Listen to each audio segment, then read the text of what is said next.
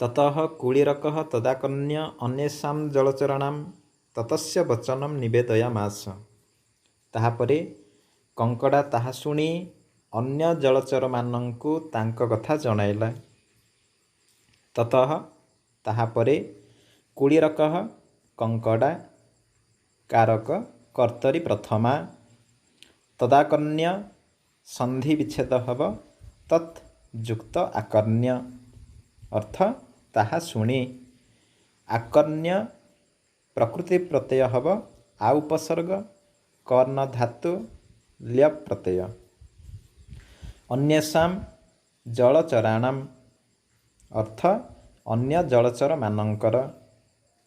ଜଳଚରାଣାଂ କାରକ କୃତ୍ ଯୋଗେ ଷଷ୍ଠୀ ଜଳେ ଚରନ୍ତି ଇତି ତେଷାଂ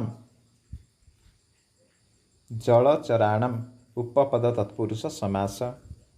ତତस्य ତତ୍ ଯୁକ୍ତ ତସ୍ୟ ସନ୍ଧି ବିଚ୍ଛେଦ। ତତ୍ ଅର୍ଥ ତାହା ତସ୍ୟ ଅର୍ଥ ତାଙ୍କର। ବଚନମ୍ ଅର୍ଥ କଥା। ପ୍ରକୃତି ପ୍ରତ୍ୟୟ ହେବ ବଚ୍ ଧାତୁ ଲ୍ୟୁଟ୍ ପ୍ରତ୍ୟୟ। ନିବେଦୟାମାସ ଅର୍ଥ ନିବେଦନ କଲା। ଅଥ ते सर्वे भयत्रस्तमनसो मत्स्यकच्छप प्रभृतयः बकम् अभ्युपेत्य पप्रचुः। ଏହାପରେ ସେମାନେ ସମସ୍ତେ ଭୟଭୀତ ମନରେ ମାଛ କଇଁଛ ପ୍ରଭୃତି ବଗ ପାଖରେ ପହଞ୍ଚି ପଚାରିଲେ, ମାମ ଅସ୍ତି କଶ୍ଚିତ୍ ଉପାୟୋ ଯେନାସ୍ମାକଂ ରକ୍ଷା ଭବିଷ୍ୟତି। ହେ ମାମ କିଛି ଉପାୟ ଅଛି କି ଯାହାଦ୍ୱାରା ଆମର ସୁରକ୍ଷା ହୋଇପାରିବ। ଅଥର ଅର୍ଥ ଏହାପରେ ତେ ସେମାନେ ସର୍ବେ ସମସ୍ତେ କାରକ କର୍ତ୍ତରୀ ପ୍ରଥମା ଭୟତ୍ରସ୍ତ ମନସଃ ଭୟଭୀତ ମନରେ ସମାସ ଭୟେନ ତ୍ରସ୍ତଂ ମନଃ ଯେଷାଂ ତେ ବହୁବ୍ରୀହି ସମାସ। ମତ୍ସ୍ୟ କଚ୍ଛପ ପ୍ରଭୃତୟଃ ଅର୍ଥ ମାଛ କଇଁଛ ପ୍ରଭୃତି। ବକମ୍ ଅଭ୍ୟୁପେତ୍ୟ ସନ୍ଧି ବିଚ୍ଛେଦ ବକମ୍ ଯୁକ୍ତ ଅଭ୍ୟୁପେତ୍ୟ ଅର୍ଥ ବଗ ପାଖରେ ପହଞ୍ଚି। କାରକ କର୍ମଣି ଦ୍ୱିତୀୟା। ଅଭ୍ୟୁପେତ୍ୟ ପ୍ରକୃତି ପ୍ରତ୍ୟୟ ହେବ ଅଭି ଉପସର୍ଗ ଉପ ଉପସର୍ଗ ଇ ଧାତୁ ଲ୍ୟପ୍ ପ୍ରତ୍ୟୟ। ପପ୍ରଚୁଃ ଅର୍ଥ ପଚାରିଲେ। ମାମ କାରକ ସମ୍ବୋଧନେ ପ୍ରଥମା। ଅସ୍ତି ଅର୍ଥ ଅଛି। କଶ୍ଚିଦୁପାୟଃ ସନ୍ଧି ବିଚ୍ଛେଦ କଃ ଯୁକ୍ତ ଚିତ୍ ଯୁକ୍ତ ଉପାୟଃ ଅର୍ଥ କିଛି ଉପାୟ। ଉପାୟଃ ପ୍ରକୃତି ପ୍ରତ୍ୟୟ ହେବ ଉପ ଉପସର୍ଗ ଅୟ ଧାତୁ ଘୟ ପ୍ରତ୍ୟୟ। ଯେନାସ୍ମାକଂ ସନ୍ଧି ବିଚ୍ଛେଦ କଲେ ଯେନ ଯୁକ୍ତ ଅସ୍ମାକଂ ଅର୍ଥ ଯାହା ଦ୍ୱାରା ଆମର। ଯେନ କାରକ କରଣେ ତୃତୀୟା। ଅସ୍ମାକଂ କାରକ ହେବ ସମ୍ବନ୍ଧେ ଷଷ୍ଠୀ। ରକ୍ଷା ଭବିଷ୍ୟତି ଅର୍ଥ ରକ୍ଷା ହେବ। ବକ ଆହ ବଗ କହିଲା। ଅସ୍ତ୍ୟସ୍ୟ ଜଳାଶୟସ୍ୟ ନାତି ଦୂରେ ପ୍ରଭୂତ ଜଳପୂର୍ଣ୍ଣ ସରଃ। ବଗ କହିଲା ଏହି ଜଳାଶୟର ଅଳ୍ପ ଦୂରରେ ପ୍ରଚୁର ଜଳ ଥିବା ପୋଖରୀଟିଏ ଅଛି। ବକ ଆହ ବଗ କହିଲା। ବକ କାରକ କର୍ତ୍ତରୀ ପ୍ରଥମା। ଅସ୍ତ୍ୟସ୍ୟ ସନ୍ଧି ବିଚ୍ଛେଦ କଲେ ଅସ୍ତି ଯୁକ୍ତ ଅସ୍ୟ। ଅସ୍ତିର ଅର୍ଥ ଅଛି, ଅସ୍ୟର ଅର୍ଥ ଏହାର। जलाशयस्य अर्थ जलाशयर कारक दूरपद जोगे षष्ठी समास जलानाम आशयः तस्य षष्ठी तत्पुरुष समास नाति दूरे संधि विच्छेद न जुक्त अति दूरे अर्थ अल्प दूर रे प्रभूत जलपूर्ण अर्थ प्रचुर जल थिबा समास प्रभूतम जलैहि पूर्णम तृतीय तत्पुरुष समास सरह पोखरी कारक कर्तरी प्रथमा तज्जदि मम पृष्ठम कश्चित् आरोहति तदहम तम तत्र नयामि बग कहला तेबे जदि मो पिठी उपरे केही जणे बसिब जहा फल मु ताको सेठाकु नहीं जीवी तत् अर्थ तेबे जदि जदि मम अर्थ मोर पृष्ठम अर्थ पिठी कारक कर्मणि द्वितीया कश्चित् आरोहति संधि विच्छेद कह जुक्त चित जुक्त आरोहति कश्चित् अर्थ केही आरोहतिर अर्थ आरोहण करे तदहम संधि विच्छेद तत् जुक्त अहम तत्र अर्थ तेबे अहम अर्थ मु तम तम अर्थ तांकु कारक कर्मणि द्वितीया तत्र सेठाकु नयामि नेउछि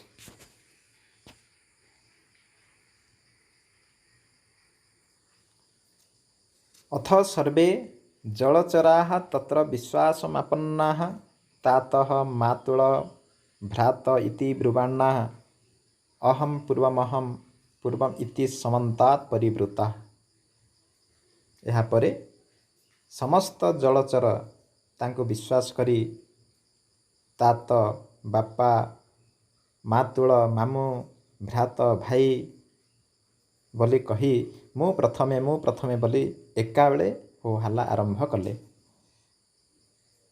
अथ यहाँ परे सर्वे समस्त कारक कर्तरी प्रथमा जलचराः अर्थ जलचर माने कारक कर्तरी प्रथमा जले चरन्ति जे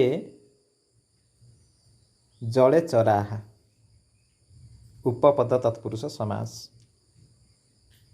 तत्र सेठारे विश्वासमापन्नाः संधि विच्छेद विश्वासम जुक्त आपन्नाः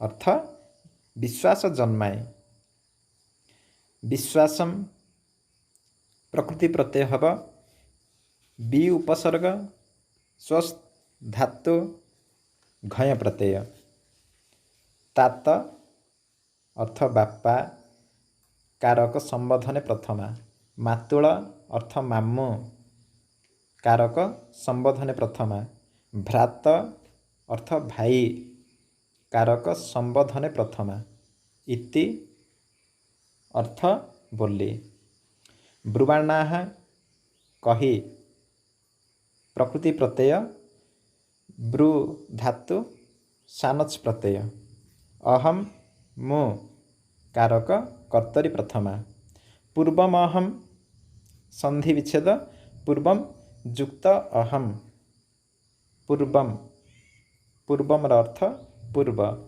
समन्तात् अर्थ एका बेले परिवृताः अर्थ ओ हल्ला कले परिवृताहार प्रकृति प्रत्यय हब परि उपसर्ग वृत धातु क्त प्रत्यय सोपि दुष्टाशयः क्रमेण तान् पृष्ठे आरोप्य जलाशयस्य नातिदूरे शिलायाम आक्षिप्य स्वेच्छया अवक्षयत्। से मध्य मंदबुद्धि धीरे धीरे सेमानंकु पिठीरे बसाई जलाशयर अल्प दूर रे शिलारे रखी निज इच्छारे खाइला। सोपि संधि विच्छेद सहजुक्त अपि अर्थ से मध्य सह कारक हब कर्तरी प्रथमा। दुष्टाशय संधि विच्छेद दुष्टयुक्त आशय अर्थ दुष्ट बुद्धि। समास हब दुष्ट आशय जेन सह बहुब्रीहि समास। क्रमेण क्रमशः कारक हब प्रकृत्यादिभ्य तृतीया। तान अर्थ तांकु कारक कर्मणि द्वितीया। पृष्ठे पिठीरे कारक हब अधिकरण सप्तमी। आरोप्य अर्थ बसाई। आरोप्यर प्रकृति प्रत्यय हब आ उपसर्ग रोप धातु ल्यप प्रत्यय। जलाशयस्य अर्थ जलाशयर कारक हब दूर पदयोगे षष्ठी। नातिदूरे संधि विच्छेद न युक्त अति दूरे अर्थ अल्प दूर रे। शिलायाम आक्षिप्य संधि विच्छेद शिलायाम युक्त आक्षिप्य। आक्षिप्यर प्रकृति प्रत्यय हब आ उपसर्ग क्षिप धातु ल्यप प्रत्यय। स्वेच्छया संधि विच्छेद स्वयुक्त इच्छया अर्थ निज इच्छारे। कारक प्रकृत्यादिभ्य तृतीया। समास हब स्वा इच्छा तया कर्मधारय समास। अवक्षयत अर्थ खाइला। ततो भूयोपि जलाशयं समासाद्य जलचराणां मिथ्यावार्तया मनांसि रंजयन नित्यमेव आहारवृत्तिम् अकरोत्। ताहापरे बारंबार मध्य जलाशय उपस्थित होई जलचर मानकु मिछ कथा कही मनमुग्ध करी प्रतिदिन ही आहार व्यवस्था कला। ततः ताहापरे भूयोपि संधि विच्छेद भूयः युक्त अपि अर्थ बारंबार मध्य। जलाशयम अर्थ जलाशय। समास जलानाम आशयः तम षष्ठी तत्पुरुष समास। समासाद्य पहंची। समासाद्यर प्रकृति प्रत्यय हब सम उपसर्ग आ उपसर्ग सद धातु णिच प्रत्यय ल्यप प्रत्यय। जलचराणाम अर्थ जलचर मानंकर। मिथ्यावार्तया अर्थ मिछ कथारे। कारक हेतौ तृतीया। समास हब मिथ्यावार्ता तया कर्मधारय समास। मनांसि अर्थ मनकु। कारक कर्मणि द्वितीया। रंजयन अर्थ रंजन करी। रंजयनर प्रकृति प्रत्यय हब रंज धातु शत्रु प्रत्यय। नित्यमेव संधि विच्छेद नित्यम युक्त एव अर्थ प्रतिदिन ही। आहार वृत्तिम् अकरोत् संधि विच्छेद आहार वृत्तिं युक्त अकरोत् अर्थ आहार वृत्ति कला। आहार वृत्तिं कारक कर्मणि द्वितीया। आहार वृत्तिं समास हब आहारस्य वृत्ति ताम षष्ठी तत्पुरुष समास।